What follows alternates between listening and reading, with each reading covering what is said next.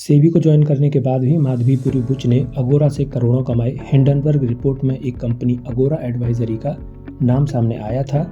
Company 7 मई 2013 में registered हुई थी।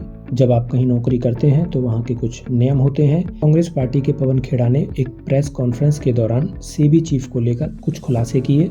नमस्कार दोस्तों, मैं योगेश शर्मा और आज हम बात करेंगे कांग्रेस पार्टी के पवन खेड़ा ने सेबी चीफ को लेकर कुछ बयान दिए हैं, कुछ खुलासे किए हैं। तो क्या खुलासे किए हैं उन्होंने? सेबी की चेयरपर्सन माधवीपुरी बुच, प्रदेश की मुख्य विपक्षी पार्टी कांग्रेस ने मंगलवार 10 सितंबर को नए आरोप लगाए हैं। कांग्रेस ने माधवी बुच के दावों को गलत बताते हुए कहा है कि सेबी की फुल टाइम मेंबर रहते हुए भी माधवी बुच और उनके पति अपने स्वामित्व वाली एडवाइजरी कंपनी अगोरा प्राइवेट लिमिटेड से कमाई करते रहे हैं। हालांकि माधवी बुच ने दावा किया था कि उनके पदभार ग्रहण करने के बाद अगोरा एडवाइजरी प्राइवेट लिमिटेड निष्क्रिय पड़ी है। कांग्रेस के प्रवक्ता पवन खेड़ा ने एक प्रेस कॉन्फ्रेंस में कहा कि हिंडनबर्ग रिपोर्ट में एक कंपनी अगोरा एडवाइजरी प्राइवेट लिमिटेड का नाम सामने आया था, जो कि 7 मई 2013 में रजिस्टर्ड हुई थी।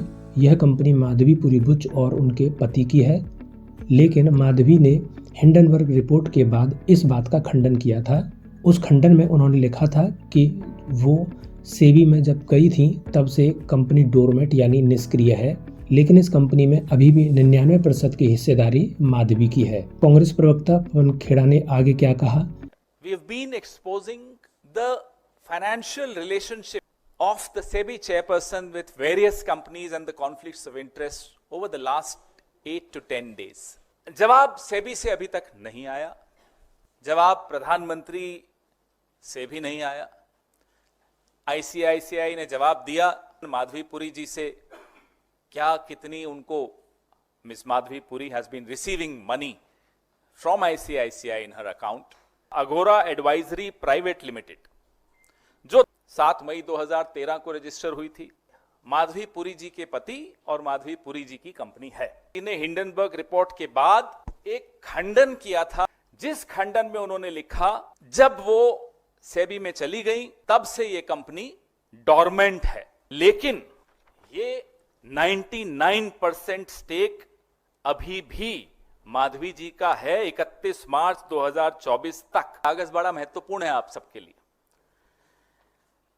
और जो सिंगापुर में भी एक कंपनी है, चलिए उस पर चर्चा नहीं करेंगे। कांग्रेस के प्रवक्ता पवन खेड़ा ने कहा कि जब आप कहीं नौकरी करते हैं तो वहाँ के कुछ नियम होते हैं, लेकिन माधवी बुच ने सभी नियमों को ताक पर रख दिया। माधवी ने अगोरा के जरिए 2 करोड़ 95 लाख रुपए कमाए। इसमें सबसे ज्यादा 88% पैसा महिंद्रा एंड महिंद्रा से आया। वहीं माधवीपुरी के पति धवल बुच को साल 2019 से 2021 के बीच में महिंद्रा एंड महिंद्रा से 4 करोड़ 78 लाख रुपए मिले हैं, वो भी तब जब माधवीपुरी बुच सेबी में पूर्णकालिक सदस्य हैं। जब माधवीपुरी बुच सेबी के पूर्णकालिक सदस्य थीं, ऐसे में यह नियमों का उल्लंघन है।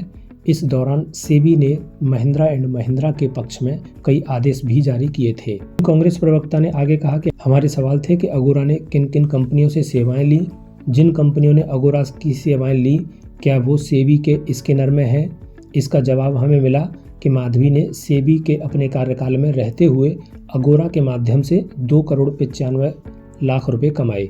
जिन कंपनियों से ये पैसा कमाया गया उनमें कुछ नाम हैं, जैसे Mahindra and Mahindra, doctor Reddy's, Pidilite, ICICI, Sembcorp और Vishu leasing and finance private limited. Congress ने इस मामले में प्रधानमंत्री नरेंद्र मोदी को घेरते हुए उनसे भी सवाल पूछे। पवन खेड़ा ने आगे कहा कि प्रधानमंत्री से हमारे कुछ सवाल हैं। क्या आपको पता है कि अगोरा में माधवी जी की 99% शेयर होल्डिंग है? जब आपने माधवी जी को सेबी चेयरपर्सन बनाया तो क्या आपको किसी एजेंसी ने रिपोर्ट नहीं दी थी? क्या आपको जांच एजेंसियों से नहीं बताया था कि अगोरा के आर्थिक व्यावसायिक रिश्ते उन कंपनियों से हैं जिनकी जांच सेबी कर रही है? क्या आपके सामने किसी ने भी माधवी जी के खिलाफ सबूत नहीं रखे थे?